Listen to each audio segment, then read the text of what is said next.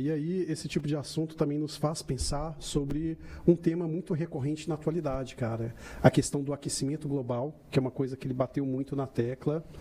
Inclusive, quando a gente foi às ruas de BH, nós perguntamos também sobre aquecimento global e as pessoas demonstraram uma preocupação gigante com relação a esse tema e com razão, né? Porque, assim, a nossa camada de ozônio está cada vez indo de mal a pior.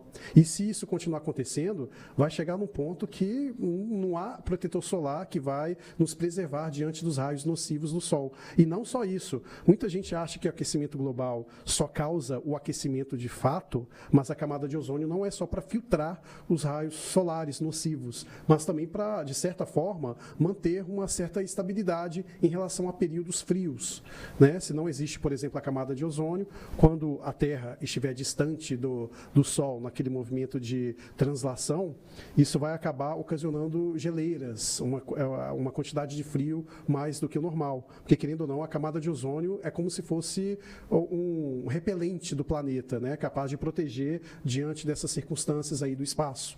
Então, quando o ser humano acaba com ela, a gente está causando não só a questão do Sol vindo de maneira muito agressiva, como também a Lua, né? A Lua, que eu digo assim, à noite, né? Causar questões frias aí, aquela coisa toda. Pois é, você acha que isso aí é um problema fácil de resolver? Você acha que é possível resolver?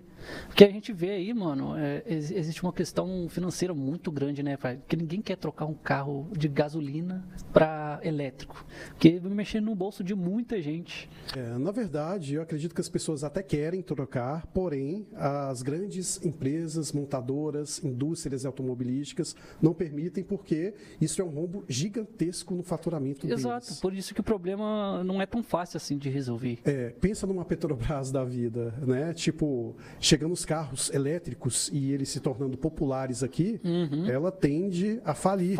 É claro que ela também lida com outras questões além do petróleo, mas o carro-chefe dela é o petróleo. Se não existir mais a necessidade de você abastecer seu carro a gasolina, ela vai perder, digamos que 80% daquilo que ela recolhe de lucro. Então, por mais que seja uma estatal que ainda tenha capital aberto em bolsa, ela fica ameaçada com relação a isso. Tem que investir em energia limpa de alguma forma, senão... E a minha crítica em relação à parte do capitalismo, não só nessa questão aí dos monopólios, os oligopólios, aquela coisa toda, é também essa questão de que impede um pouco do progresso. Eu concordo que o capitalismo hoje ele é o sistema mais viável, economicamente falando, porém ele não é perfeito, né? Porque quando você visa muito a questão do lucro, você impede que o progresso evolua a partir do momento em que esse progresso coloca em xeque a questão da produtividade a questão da rentabilidade financeira. Então, pensa bem, eu sempre critico e ao mesmo tempo elogio a indústria farmacêutica.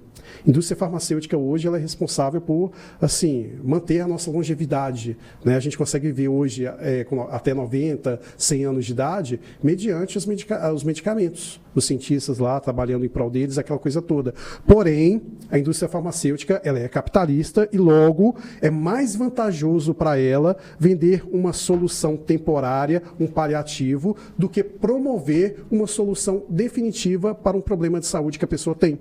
A exemplo disso, a questão da AIDS. Pensa bem, hoje a gente tem inteligência artificial te dando conselho amoroso, te ensinando a arrumar uma namorada, mas há toda uma desculpa de que não há cura para algumas doenças, em especial a AIDS, por exemplo. Porque o tratamento é caríssimo. Caríssimo, velho. O governo brasileiro, ele gasta, milhões e milhões para comprar coquetéis, né, da indústria farmacêutica, aquela coisa toda, e a indústria não quer simplesmente vender uma vacina contra a AIDS, porque ela vai perder trilhões de dinheiro mundo afora.